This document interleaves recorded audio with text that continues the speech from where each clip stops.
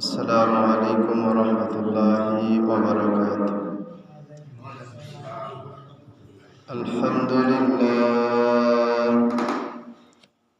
আলহামদুলিল্লাহ নাহমাদুহু ওয়া নাস্তাঈনুহু ওয়া নাস্তাগফিরুহু ওয়া না'উযু বিল্লাহি মিন শুরুরি আনফুসিনা ওয়া মিন sayyi'ati a'malina। من يهده الله فلا مضل له ومن يضلله فلا هادي له، ونشهد أن سيدنا وحبيبنا ومولانا محمدا عبده ورسوله الذي أرسله بالحق بشيرا ونذيرا وداعيا إلى الله بإذنه وسراجا وقمرا منيرا. فقد قال الله تعالى في كلامه المجيد والفرقانه الحميد: أعوذ بالله من الشيطان الرجيم. بسم الله الرحمن الرحيم.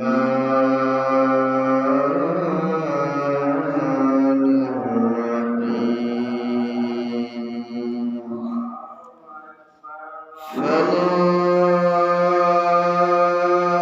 أقسم بمواقع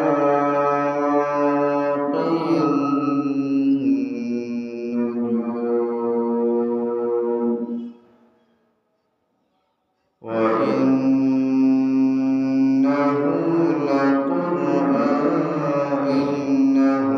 لقسم لو تعلمون عظيم.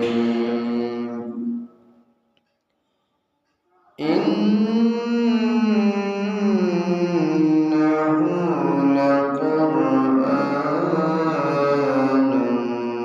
كريم في كتاب مكنون لا يمسه إلا المطهرون. تنزيل من رب العالمين.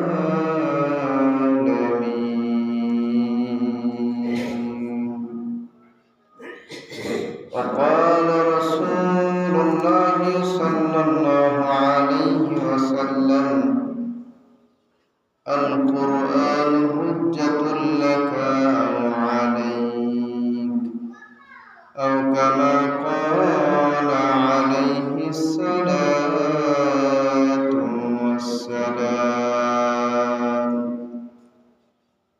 وقال تعالى في شان حبيبه: إن الله وملائكته يصلون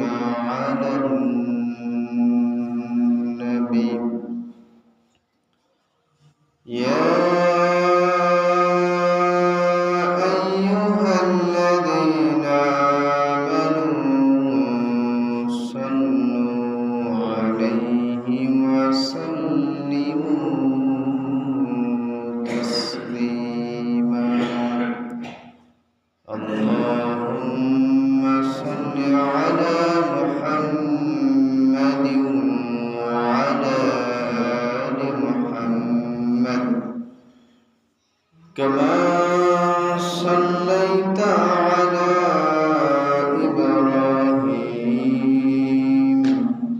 وعلى آل إبراهيم إنك حميد مجيد اللهم بارك على محمد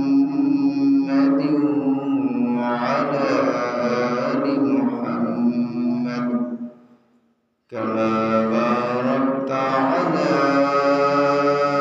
إبراهيم وعلى آل إبراهيم إنك حميد مجيد الحمد لله আল্লাহ সুবহানাহু ওয়া তাআলার শাহী দরবারে লক্ষ কোটি শুকরিয়া জ্ঞাপন করছি যে রব্বে করিম আমাদেরকে হায়াতুত তাইয়্যিবা দিয়ে ঈমানের মতন দৌলতের মাধ্যমে তার ঘরে আসার, বসার, কথা বলার, কথা শোনার সুযোগ দান করেছেন। এই জন্য আমরা সকলেই শুকরিয়া জ্ঞাপন করছি, সকলে বলছি আলহামদুলিল্লাহ। আলহামদুলিল্লাহ। আল্লাহ সুবহানাহু ওয়া তাআলা আপনাকে আমাকে একটি হায়াত দিয়েছেন, একটি সময় দিয়েছেন, আর এই সময়টাকে পরিচালনা করার জন্য, এই হায়াতটাকে যথাযথভাবে আখিরাতের জন্য ব্যবহার করার জন্য আল্লাহ সুবহানাহু ওয়া তাআলা একটি গাইডলাইন তৈরি করে দিয়েছেন। সে গাইডলাইন হচ্ছে বিশুদ্ধ গ্রন্থ, যেই গ্রন্থের ভিতরে কোনো সন্দেহ নাই, মহাগ্রন্থ আল কোরআন মানব জীবনের সংবিধান হিসেবে আমাদেরকে দিয়েছেন। সে সংবিধানের 56 নম্বর সূরা সূরাতুল ওয়াকিয়া থেকে আমরা বিগত 4 জুমা আলোচনা শুনেছি। ইনশাআল্লাহ আজকে আমাদের এই জুমার মাধ্যমে আলোচনা শেষ হবে। আল্লাহ তাআলা তৌফিক দান করেন। আল্লাহ সুবহানাহু ওয়া তাআলা বিগত আয়াতগুলোতে মানুষের উপরে যে নিয়ামত আল্লাহ তাআলা দান করেছেন, সে নিয়ামতের কথা উল্লেখ করে দিয়ে মানুষকে তার আনুগত্য স্বীকার করার জন্য তিনি উদ্বুদ্ধ করার চেষ্টা করেছেন। পাশাপাশি তাদের জীবন পরিচালনা করার জন্য একটি বিশুদ্ধ গাইডলাইন দরকার, যেটা তাদেরকে যথাযথভাবে পরিচালিত করতে হবে বা করতে পারে। সেটা হচ্ছে মহাগ্রন্থ আল কোরআন আল্লাহ তাআলা মানুষের কাছে নাযিল করেছেন। আল্লাহ সুবহানাহু ওয়া তাআলা বলেন, ফালা উকসিমু বিমা ওয়াকিন নুজুম, আমি শপথ করছি তারকারা রাজির আস্তাচল তথা অস্তাচলের কাছে, অর্থাৎ যেখানে তারকা অস্তমিত হয়। আল্লাহ সুবহানাহু ওয়া তাআলা এই মাধ্যমে একটি শব্দ কসম করেছেন, শপথ করেছেন। আল্লাহ তাআলা কোরআনুল কারীমের অসংখ্য জায়গায় কসম খেয়েছেন। যেমনটা আমরা অনেক সময় যখন কেউ কথা বিশ্বাস করে না, সেটা যদি আমার কাছে প্রতীয়মান হয় যে আমার কথাটা সে বিশ্বাস করছে না, তখন অনেক সময় আমরা কসম করি যে আল্লাহর কসম এই হয়েছে, এইটা করেছে, এইটার এত দাম। যখন যেটা প্রয়োজন তখন আমরা কসম করি বা শপথ করি। তবে আল্লাহ তাআলা ব্যতীত অন্য কোনো কিছুর শপথ করা জায়েজ নাই। শপথ করতে হবে কার নামে? একমাত্র আল্লাহর নামে শপথ করা যাবে। তো আল্লাহ তাআলা তিনি চাইলে যে কোনো কিছুরই শপথ করতে পারেন।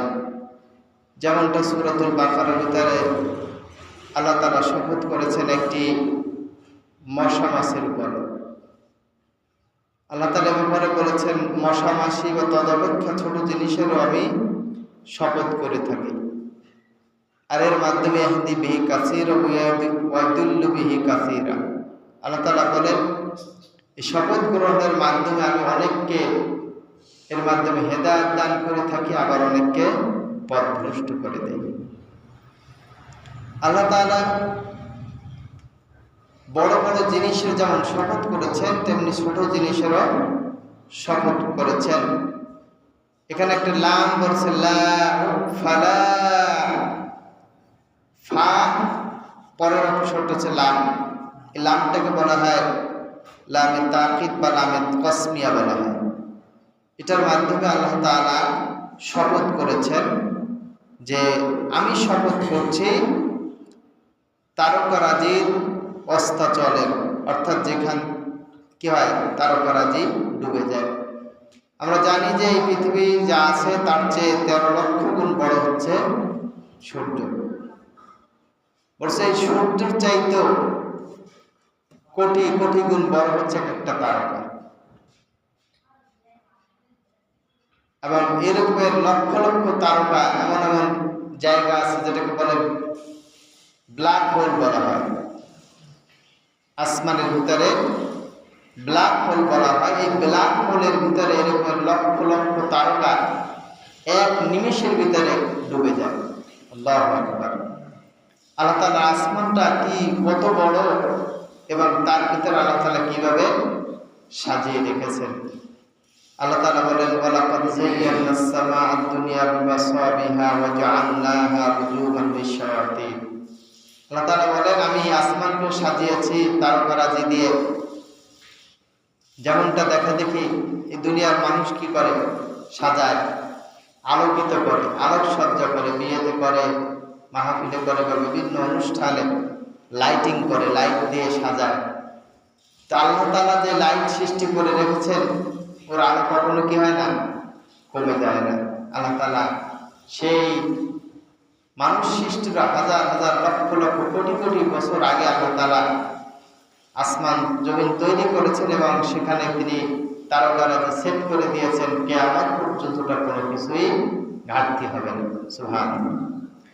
আল্লাহ তাআলা সেই কসম করার চেষ্টা করেছেন, কারণ তৎকালীন আরব যারা ছিল তারা তারকারাজির পূজা করত, সূর্যের পূজা করত, চন্দ্রের পূজা করত, গাছগাছালির পূজা করত। এখনো যারা হিন্দু ভাইয়েরা আছেন তারা এগুলো করে থাকেন।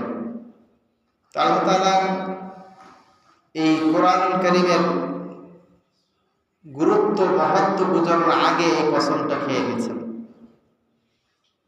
যাতে করে মানুষের কাছে এই কসমটা কি হয়, গুরুত্বপূর্ণ মনে হয়। আল্লাহ তাআলা বলছেন যে ওইটার কসম, তোমরা যা পূজা করে থাকো তার কসম,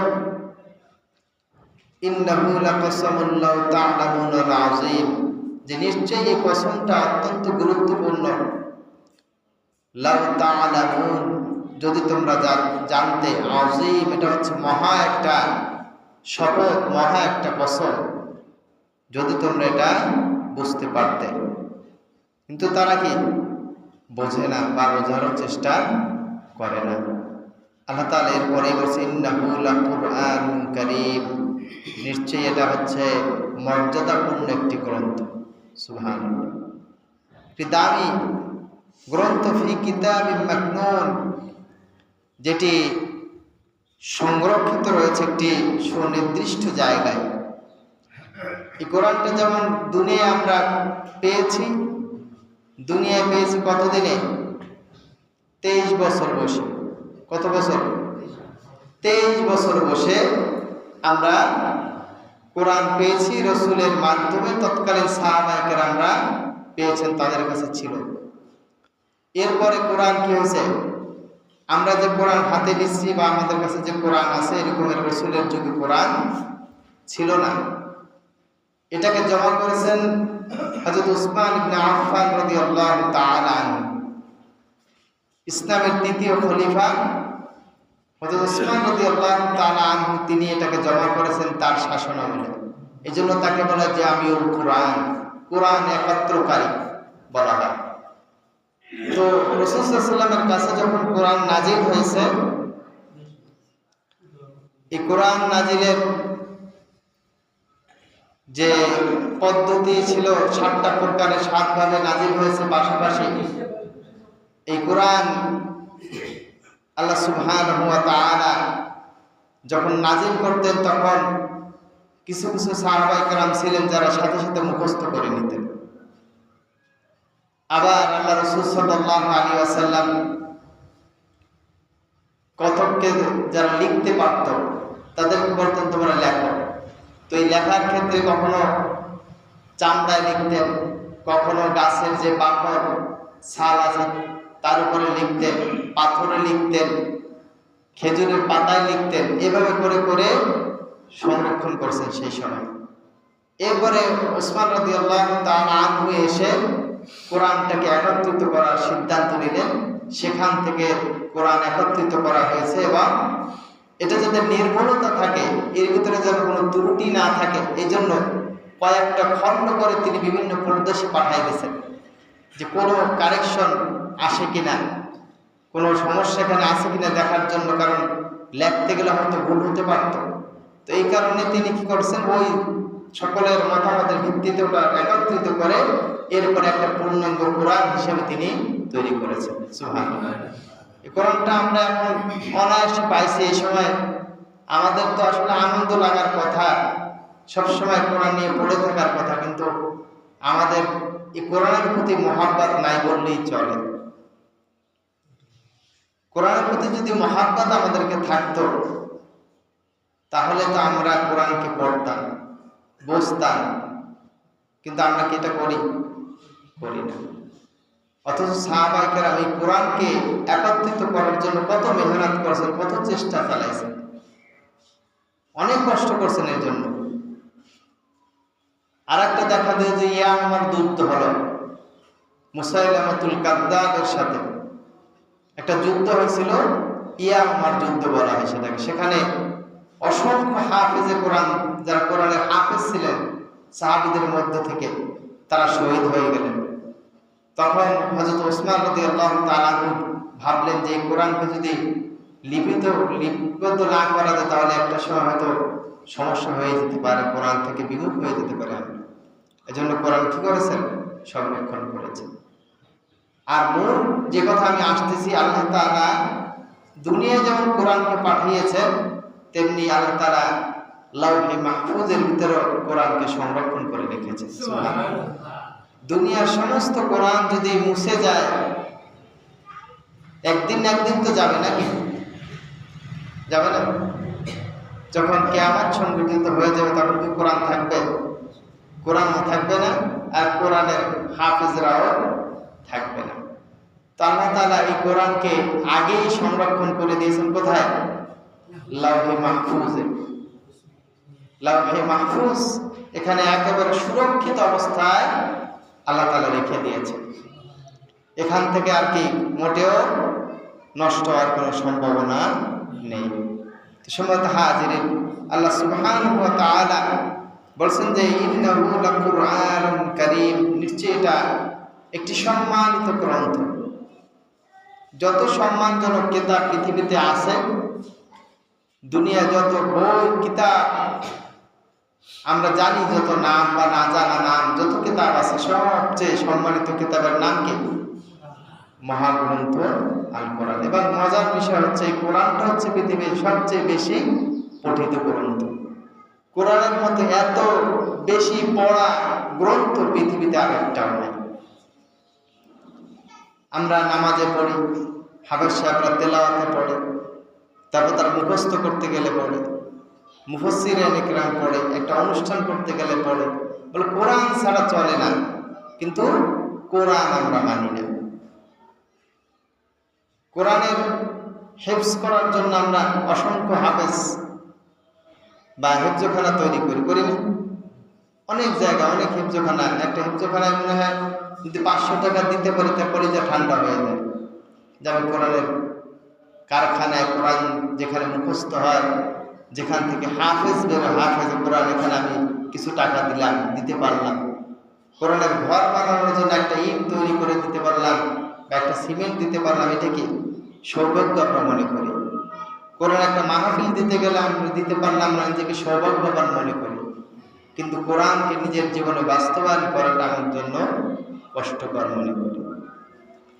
আল্লাহ রাব্বুল আলামিন বলেন যে ফি কিতাবিন মাকনুন, এটা একটি লিপিবদ্ধ রয়েছে একটি সযত্নে সুসংরক্ষিত জায়গায়। এরপর বলছেন লা ইয়ামাসসুহু ইল্লাল মুতাহহারুন। এটার দুইটা অর্থ মুফাসসিরিন ইকরাম করেছেন। একটা হচ্ছে এই কোরআনটাকে ওই যে লাউহে মাহফুজে সংরক্ষণ রয়েছে, এই সংরক্ষিত জায়গায় ফেরেশতা ছাড়া আর কেউ সেটাকে ধরতে পারেনি। একমাত্র ফেরেশতারাই কি করতে পারে? ধরতে পারে। ফেরেশতারা তাদের সৃষ্টির থেকেই পবিত্র, তারা কখনো অপবিত্র হয় না। মানুষ মাঝে মাঝে বৈষয়িক প্রয়োজনে বা মানুষের চাহিদার কারণে অনেক সময় হয়ে যায়, অপবিত্র হয়ে যায়, স্বাভাবিক। এটা একটা ন্যাচারাল বিষয়, এটা দোষের কিছু না। আমরা কি সবসময় পবিত্র থাকতে পারি? আমাদের প্রস্রাব পায়খানা আছে, আমাদের অন্যান্য চাহিদা আছে, যেটা পূরণ করতে গেলে আমরা অনেক সময় কি হয়ে যায়? অপবিত্র হয়ে যায়। বলছে যে একমাত্র ফেরেশতারা তারা কখনো কি হয় না? অপবিত্র হয় না, সব সময় তারা পবিত্র থাকে। তো আল্লাহ তাআলা এখানে একটা অর্থ করেছেন মুফাসসিরিন ইকরাম যে এই কোরআনটাকে যারা পবিত্র তারা ছাড়া কেউ স্পর্শ করে না। 2 নম্বর হচ্ছে বলা হচ্ছে এটাকে কেউ করবে না, অর্থাৎ আমরা যারা ঈমান এনেছি, যেটা আমরা জানি যে হযরত ওমর ইবনুল খাত্তাব রাদিয়াল্লাহু তাআলা আনহু ইসলাম গ্রহণের কয়েকটা ঘটনা আছে, তার মধ্যে উল্লেখযোগ্য একটা ঘটনা হচ্ছে যে তিনি রাসূল সাল্লাল্লাহু আলাইহি ওয়াসাল্লামকে হত্যা করতে বের হয়েছিলেন, যে রাসূল সাল্লাল্লাহু আলাইহি ওয়াসাল্লামকে হত্যা করবেন। তো প্রথমে একজন সাহাবীর সাথে দেখা হলো, সাঈদ রাদিয়াল্লাহু তাআলা আনহুর সাথে। তো তাকে জিজ্ঞেস করলো তুমি কই যাও?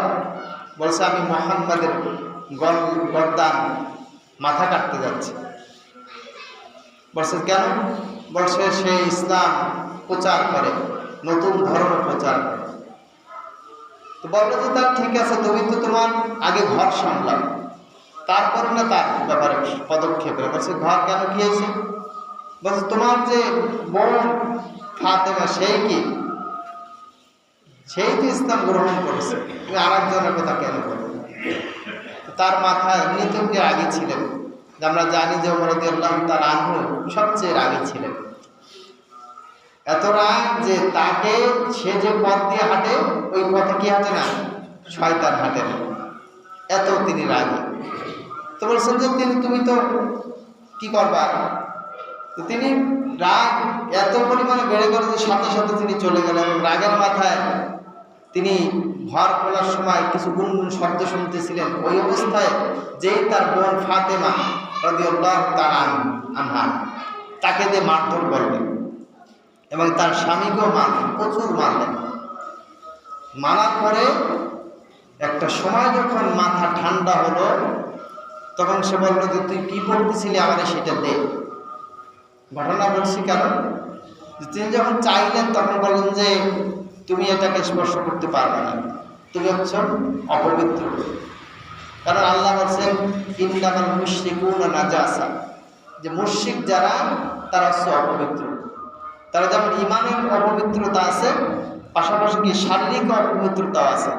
আমরা যেমন এই যে নামাজ পড়তে আসছি, আমরা যাদের গোসল ফরজ হচ্ছে তারা গোসল করে আসছে, যাদের অজু ছিল না তারা অজু করে আসছে, পবিত্রতা অর্জন করছে এবং এটা নিয়মিত হয়। বলছে যারা করে না, আমাদের সমাজে উল্টা লোক আছে, বিশেষ করে যুবক যারা আছে তাদেরকে অনেক সময় জিজ্ঞেস করলে যে চলো নামাজে চলো, তখন তারা বলে যে প্যান্ট ভালো নেই। কি বলে? প্যান্ট ভালো নয়, তার মানে কি প্যান্টে প্রস্রাব করে নাকি? হ্যাঁ, ছোট বাচ্চাদের মতন প্যান্টে প্রস্রাব করে, মানে হয়তো কথাটা এই যে তারা প্রস্রাব করে, ঢিলা গ্রুপ ব্যবহার করে না, পবিত্রতা অর্জন করে না। অথচ আল্লাহ রাসূল বলছেন যে ইস্তানজাউ আনিল বাউলি, তোমরা প্রস্রাব থেকে পবিত্রতা অর্জন করো, বেঁচে থাকো, সতর্কতা অবলম্বন করো। কেননা কবরের ভিতরে সবচেয়ে বেশি আযাব দেওয়া হবে এই কারণে, সবচেয়ে বেশি আযাব দেওয়া হবে। আল্লাহ রাসূল একদিন একটা কবরে পাশ দিয়ে যাচ্ছিলেন, তো তাদের কবর আযাব হচ্ছিল। তো জিজ্ঞেস করেন আল্লাহ রাসূল, এদের এত কবর আযাব কেন হচ্ছে? বলছেন যে তারা প্রস্রাব থেকে সতর্ক ছিল, প্রস্রাব থেকে কি করতো না, যথাযথভাবে পবিত্রতা অর্জন করতো না। অথচ আজকে আমাদের ছেলেদের এটা একটা ফ্যাশন হয়ে দাঁড়াইছে যে তারা প্রস্রাব করে পানি নেয় না, ঢিলা গ্রুপ অথবা টিস্যু ব্যবহার করে না, অর্থাৎ তারা পবিত্রতা অবস্থায় থাকে না। অর্থাৎ একজন মুসলমান, একজন মুমিন ব্যক্তির তার সার্বক্ষণিক পবিত্রতা থাকা জরুরি। সবসময় না জানি কখন আমি মরে যাব, তাই আমি আল্লাহর সাথে কিভাবে দেখা করবো অপবিত্র অবস্থা? এটা তো হতে পারে না। তো যাই হোক, তিনি যখন কোরআন ওইটা চাইলেন, তখন তিনি বললেন যে না, তোমাকে দেওয়া যাবে না, আগে তুমি কি করো, পবিত্রতা অর্জন করে আসো। তো তিনি পবিত্রতা অর্জন করে আসলেন, এরপরে তাকে দেওয়া হলো সূরাত তোহা থেকে তিনি তিলাওয়াত করতেছিলেন। এই তিলাওয়াত শুনে তার অন্তরের ভিতরে দ্বীনের প্রতি ঝোঁক চলে আসলো এবং তিনি আল্লাহ রাসূলের কাছে গিয়ে ইসলাম গ্রহণ করলেন। সুবহানাল্লাহ। তো এটা দীর্ঘ আলোচনা, আমি ওদিকে যাচ্ছি না, মূল আলোচনায় আমার চলে যাই। তো এটা কি করে না, পবিত্রতা ব্যতীত কেউ স্পর্শ করে না। তবে কোরআন যে মাসাব আছে, যে মূল গ্রন্থ আছে, এটা ধরার জন্য অবশ্যই কি করা উচিত, ওযু করে ধরা উচিত, এটাই স্বাভাবিক। তবে হ্যাঁ, আপনি যদি ওযু ছাড়া অবস্থায় স্পর্শ না করে আপনি তেলাওয়াত করতে পারেন, এতে কোনো সমস্যা নেই, গুনাহ হবে না, কিন্তু সওয়াব কম হবে। কি হবে? সওয়াব কম হবে, নেকি কম হবে। আর যদি ওযু করে কেউ যদি স্পর্শ করে কোরআন তেলাওয়াত করে, তার আমলনামায় সওয়াব আল্লাহ তাআলা বেশি লিখে দেন। সুবহানাল্লাহ। এজন্য কোরআনটাকে স্পর্শ করা উচিত ওযু অবস্থায়, পবিত্র অবস্থায়। এরপর আল্লাহ তাআলা বলেছেন তানজিলুম মির রাব্বিল আলামিন, এটা জগৎসমূহের প্রতিপালক তার পক্ষ থেকে অবতীর্ণ হয়েছে। কার পক্ষ থেকে? জগৎসমূহের প্রতিপালকের পক্ষ থেকে অবতীর্ণ হয়েছে। কারণ তৎকালীন যারা কি বলে মুশরিক যারা ছিল, যারা কোরআন পড়ে বিশ্বাস করতো না, তারা বলতো এটা শয়তান নিয়ে আসছে। কে নিয়ে আসছে? শয়তান অবতীর্ণ করছে, অথবা এটা জাদু, এটা কি না আল্লাহর কালাম না, এটা বলার তারা চেষ্টা করেছে। কিন্তু আল্লাহ তাআলা বললেন যে এটা না, কোনো জাদুও না, এটা কোনো কবিতাও না, এবং শয়তানের পক্ষ থেকেও এটা আসে না, বরং এটা জগৎসমূহের যিনি প্রতিপালন করেন, জগৎটা যিনি পরিচালনা করেন, তার পক্ষ থেকেই এটা নাজিল হয়েছে। আল্লাহ তাআলা আবার বলছেন যে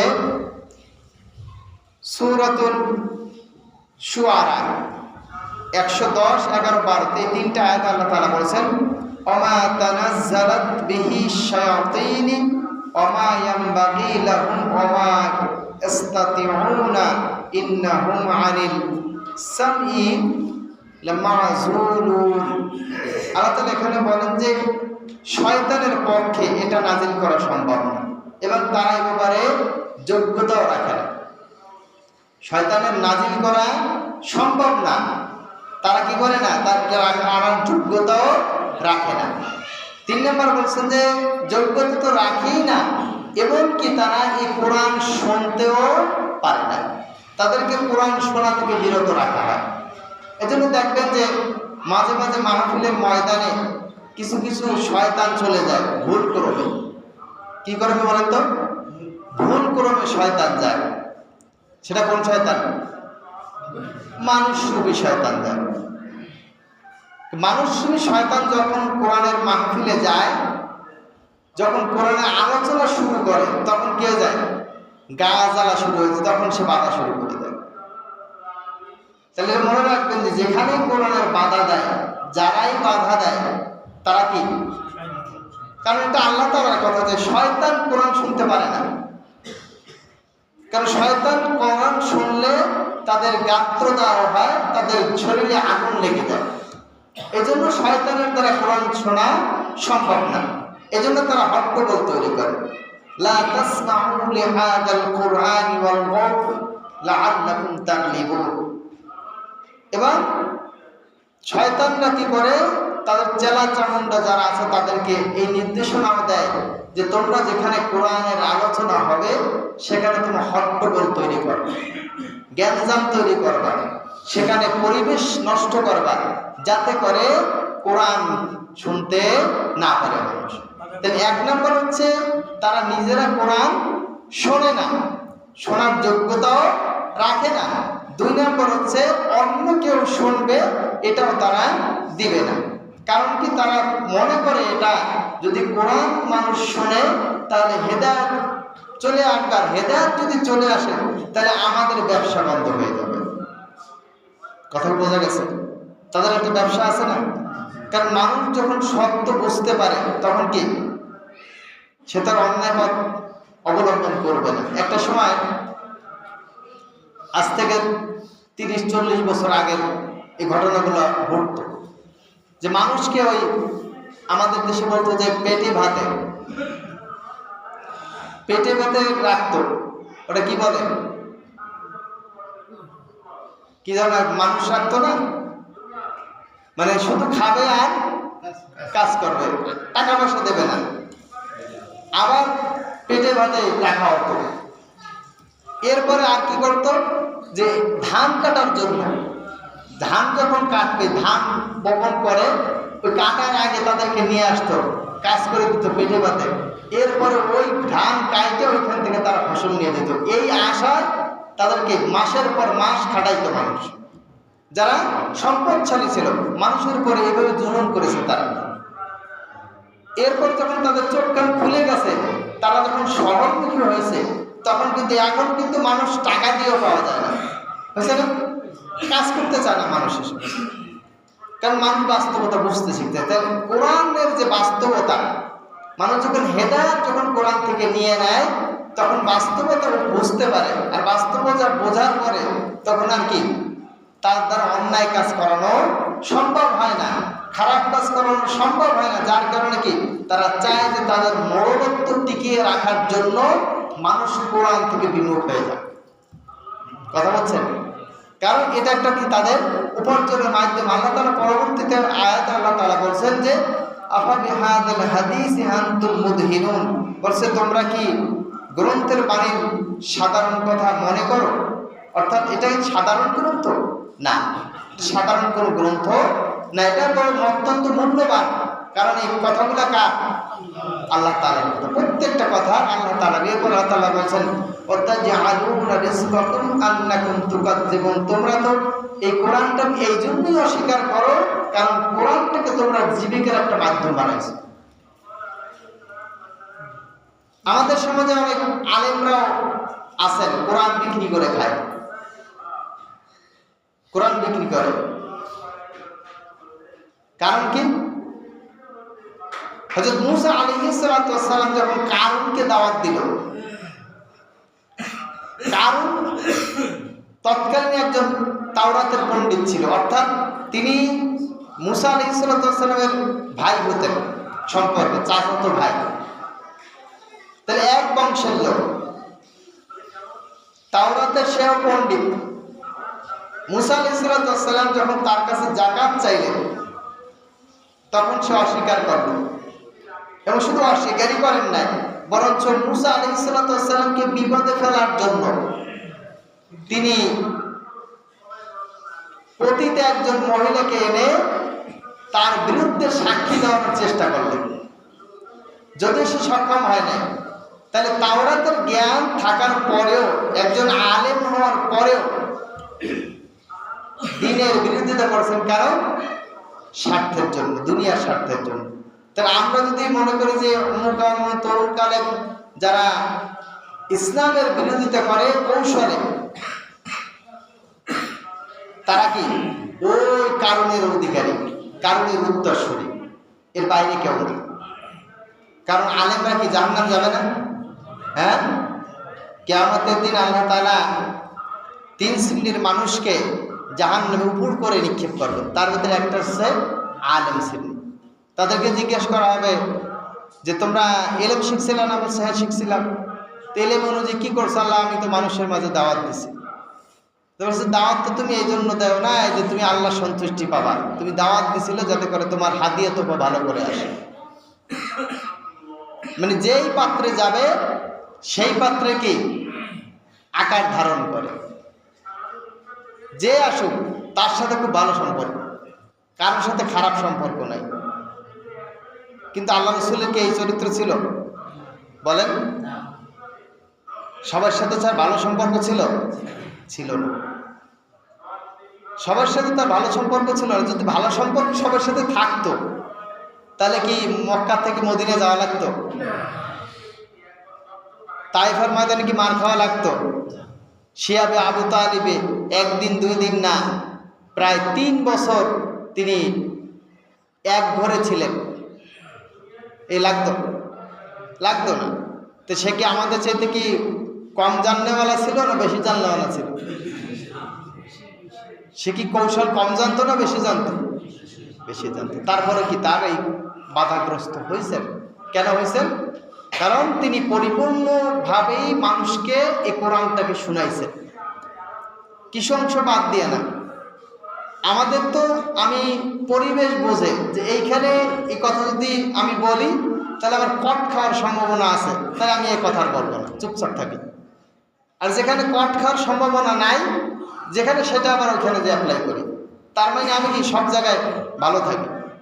ফি ভাগের উক্তি বলেন একটা কথা, সব ভাগে আছে ভালো জায়গা, আমি সব জায়গায় মাথার তাজ। লোকমান আলাইহিস সালাম তিনি যখন তার সন্তানকে উপদেশ দিচ্ছিলেন তখন একটা কথা বলছিলেন, অসবির মা আসাবাকা ইন্না যালিকা মিন আজমিল উমুর। এর আগে বলছেন আমরু বিল মারুফ ওয়া নাহা আনিল মুনকার, বলছে যে তুমি সৎ কাজে আদেশ করো, অসৎ কাজে বাধা দাও, আর ধৈর্য ধারণ করবা। তোমার কাছে যে বিপদ আসবে বিপদের সময় ধৈর্য ধরবা। কারণ কি, তুমি যখন এই কাজগুলো করবা, সৎ কাজে আদেশ করবা, অসৎ কাজে বাধা দিবা, তখন তোমার পরে বিপদ আসবে, ষড়যন্ত্র তোমার বিরুদ্ধে হবে, এটাই স্বাভাবিক। কারণ আপনি যদি কি বলেন যে আগুন জ্বালান, তাহলে কি ধোঁয়া বেরোবে না? এটা তো স্বাভাবিক একটা প্রক্রিয়া। তো ধোঁয়া তো বের হবে। তাহলে আপনি যখন সব কথা বলবেন তখন আপনার বিরুদ্ধে কি হবে? ষড়যন্ত্র হবে, শত্রুতা হবে। বলছে এই সময় তোমাকে ধৈর্য ধারণ করতে হবে। তাহলে কি করা যাবে না? এই যে কোরআনটাকে রিজিকের ব্যবস্থা বানানো যাবে না। আমাদের সমাজের প্রতিষ্ঠান চালানোটাকে খরচ মনে করে, একটা হেফজখানা চালাইতে হবে, এই হেফজখানা চালানোর জন্য একটা এতিমখানা চালাইতে হবে, এইটা চালানোটা ফরজ মনে করে। ফরজ মনে করে তারা কি করে? অবৈধ টাকা যা আসে সব নিয়ে নেয়। যার কারণে আমাদের হাফেজ সাহেবরা ভালো হাফেজ হয় না। কারণ হারাম খাবার পেটে গেলে ওই তার কি ইলম ঢোকে? হ্যাঁ, ওই ইলম দিয়ে কোনো কাজ হয় না। হাজার হাজার প্রমাণ, হাজার হাজার টাকা নিয়ে নেয়, 1 কোটি টাকা কি করছে? হারাম উপার্জন করছে। আমাদের পকেটে যদি 10 লাখ দিয়ে দেয় তাহলে বাকি 90 লাখ কি হয়ে যায়? হালাল হয়ে যায়।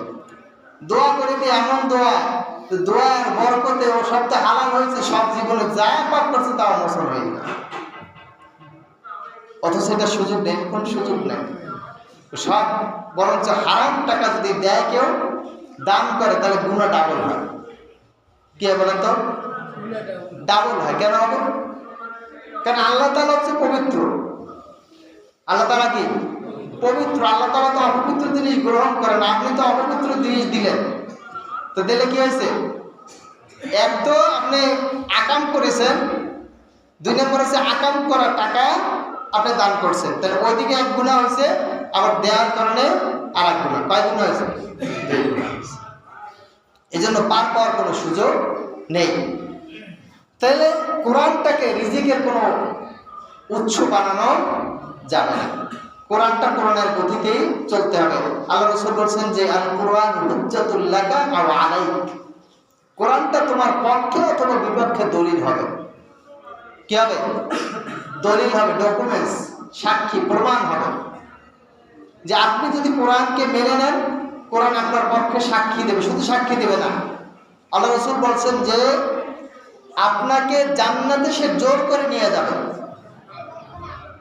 তে বলবে যে আমাকে সে তেলাওয়াত করেছে, আমার মতো মেনেছে, আমার অনুযায়ী সে জীবন পরিচালনা করেছে, আল্লাহ আমি তার ব্যাপারে কি করি? সুপারিশ করছি, তাকে জান্নাতে দিয়ে দাও। তো এই কোরআনের সুপারিশের কারণে সে জান্নাতে চলে যাবে। সুবহানাল্লাহ।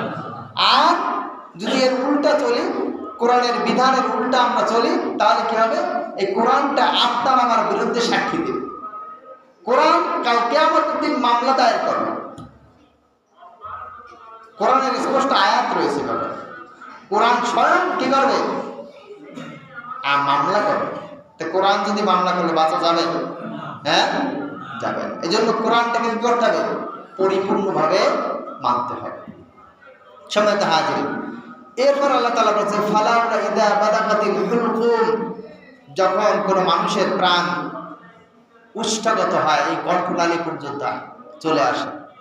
আমরা অনেক সময় দেখি যে আমাদের অনেক আত্মীয় স্বজন, আমাদের পিতামাতা বা যে কোনো আত্মীয় মুমূর্ষ অবস্থা যখন চলে আসে, মরে যাবে যাবে ভাব, তখন যদি আমরা কেউ পাশে এখানে বসে থাকি, এই পরিস্থিতি দেখবো যে কি করে, অস্থির হয়ে যায়, চোখ টুক বড় হয়ে যায়, হ্যাঁ, শ্বাস নিতে পারে না, ছটফট করতে থাকে।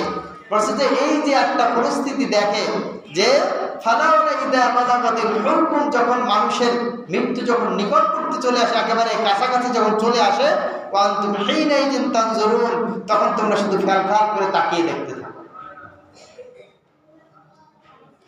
কেউ কিছু করার থাকে? হ্যাঁ, চোখের সামনে আমার মা চলে যাচ্ছে, আমার চোখ দিয়ে খালি দর দর করে পানি পড়ছে।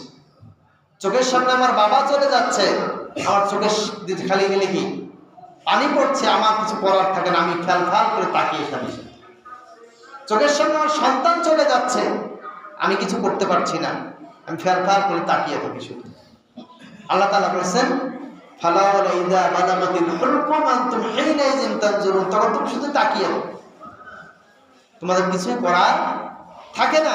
আল্লাহ তাআলা বলেন নাহনু আকরাবু ইলাইহি মিনকুম ওয়ালাকিন লা তুবসিরুন, বলছে যে ওই সময় আমি সবচেয়ে নিকটবর্তী থাকি। সুবহানাল্লাহ, আমি সবচেয়ে নিকটবর্তী থাকি, আমার মতো আর কেউ নিকটবর্তী থাকে না। ওয়ালাকিন লা তুবসিরুন, কিন্তু তোমরা দেখো না, তোমরা দেখো না, এটা তোমাদের নজরে এটা পড়ে না, কিন্তু আমি থাকি, আমি তার পাশে থাকি।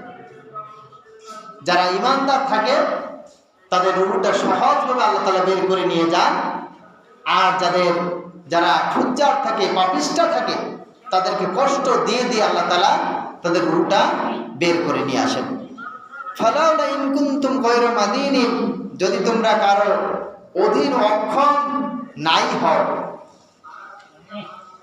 কারো যদি অধীনে অথবা অক্ষম নাই হও, তারজিউনাহা ইন কুনতুম সাদিকিন, তাহলে তোমাদের ক্ষমতার দাবিতে সত্যবাদী, তাহলে কেন তোমরা বেরিয়ে যাওয়া প্রাণকে পুনরায় নিয়ে আসতে পারো না?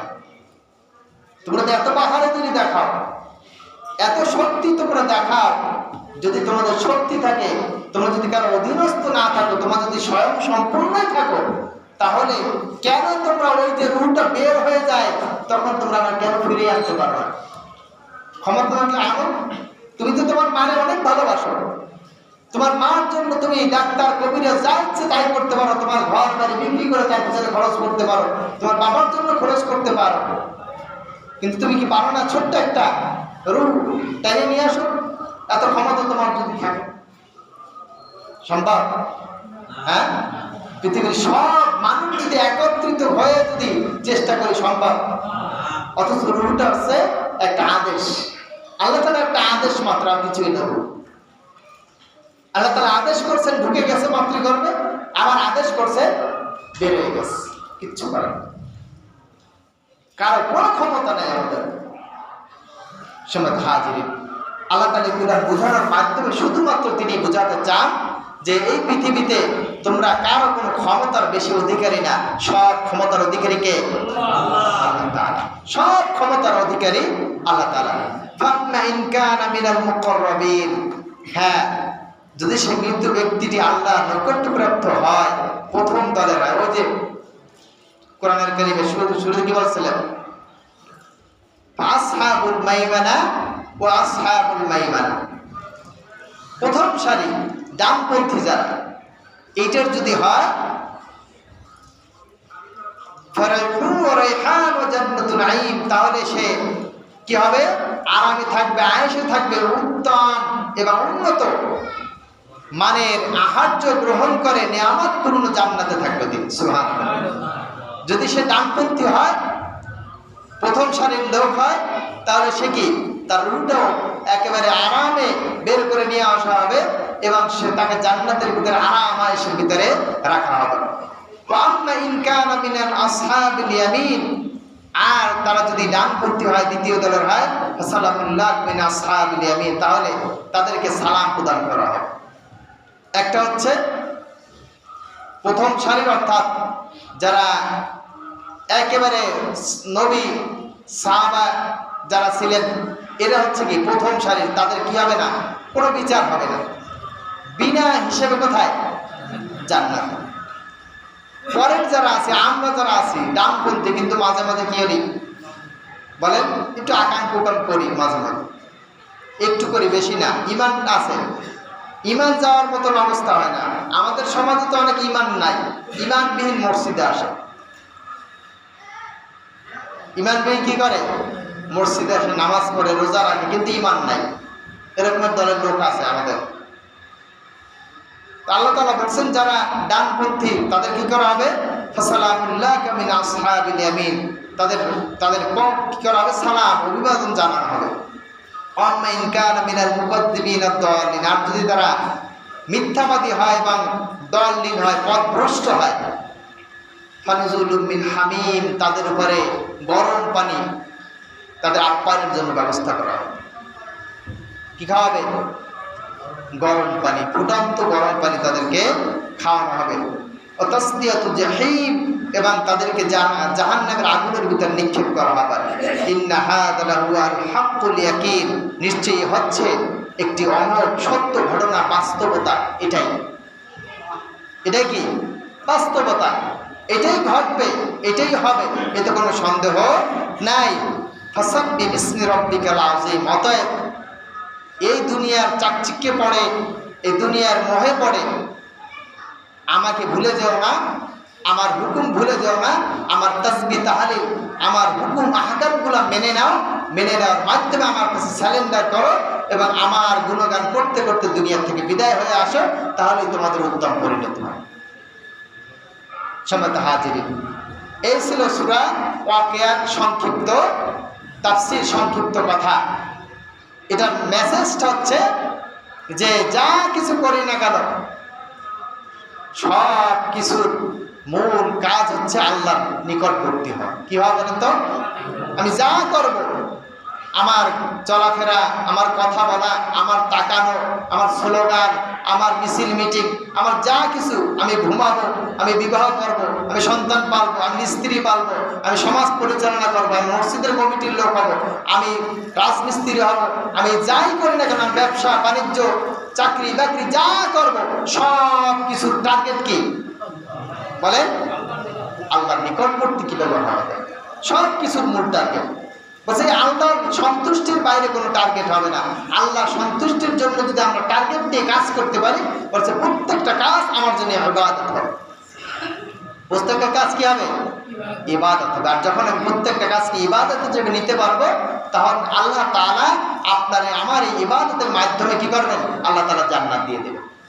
আর শুধুমাত্র যদি নামাজকে ইবাদত মনে করি, শুধুমাত্র রোজাকে ইবাদত মনে করি, তাহলে বাকি সময়টা আপনি শয়তানের ইবাদত করবেন।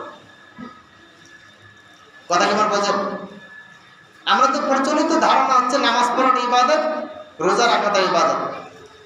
আর এছাড়া বাইরে আর যা করি আর কোনো কথা নাই, নাকি কথা বলে না? আর সব যা ইচ্ছে তাই করা যাবে? হ্যাঁ, যা ইচ্ছে তাই করতে পারবো? তা আমরা তো তাই মনে করি। নামাজ পড়ে বের হয়ে সাথে সাথে মিথ্যা কথা বলে, এটা কার নিয়মে বলি? নামাজ পড়ে উঠি আবার কি ব্যবসা করতে গিয়ে ব্যবসা মানুষকে ঠকায়, ভেজাল দিই, এটা কার নিয়মে করি? মাঠে যাই আইল ঠেলে নিজের জায়গাটা বড় করি, এটা কার নিয়মে করি? আমি যদি ওটাকেও যদি ইবাদত মনে করতাম যে আমি খেতে গেছি, খেতে যে আমি নির্দিষ্ট আমার জমির উপর আমি চাষাবাদ করব, আমার জমির আমি আইল ঠেলবো না, আমি কি করবো না, এর ভিতরে এমন কোনো কিছু ব্যবহার করবো না যেটা মানুষের ক্ষতি করে, এই চিন্তা চেতনা যদি আমি কাজ করি, ওটা কি হবে? ইবাদত হবে। ফাইজা কুদিয়াতিস সালাতু ফান্তাশিরু ফিল আরদি ওয়াবতাগু মিন ফাদলিল্লাহ। বলছে যে যখন তোমার নামাজ শেষ তখন তুমি জমিনে ছড়িয়ে পড়ে এবং আমার অনুগ্রহ, আমার যে রিজিক আমি ছড়িয়ে ছিটিয়ে রেখেছি সেটা সন্ধান করো। আল্লাহ রাসূল বলছেন কাসবুল হালাল ফারিদাতুম মিনাল ফারিদা, বলছে হালাল উপার্জন করা ফরজের মধ্যে অন্যতম একটি ফরজ। তাহলে হালাল রিজিক উপার্জন করা এটাও কি একটা ইবাদত। আপনি যতক্ষণ আপনি কাজ করবেন ততক্ষণ কি হবে? ইবাদত হবে। তাহলে আমার জীবনের এমন কোনো কাজ থাকবে না যেটা ইবাদত হবে না। কথা আমার বোঝেন? এমন কোনো কাজ থাকবে না। আমার ঘুম থেকে ওঠার থেকে শুরু করে আবার ঘুমাইতে যাব, বলছি এর ভিতরে যত কাজ আমি করি, আমি বাথরুমে যাব, আমি প্রস্রাবখানায় যাব, আমি বাজারে যাব, আমি আত্মীয়দের সাথে কথা বলবো, বন্ধু বান্ধবের সাথে মিশবো, আমি আমার দলের লোকের সাথে মিশবো, যেখানে যাবো সেখানে কি হবে? কথা বলেন, ইবাদত হবে। বলছে ইবাদত যদি না হয় তাহলে আমার সেটা শয়তানের কাজ হবে। ইবাদত যদি না হয় সেটা কার কাজ হবে? শয়তানের কাজ হবে। আর শয়তানের কাজ করলে কোথায় যাবে? বুঝতে পারছেন? এজন্য আসুন আমরা সবাই মিলে ওই যে সুন্নাতু মিনাল আউয়ালিন ও সুন্নাতু মিনাল আখিরিন, যে আউয়ালিনদের কাতারে পড়ার চেষ্টা করি, ওয়া আসহাবুল ইয়ামিন ডানপন্থী হওয়ার চেষ্টা করি।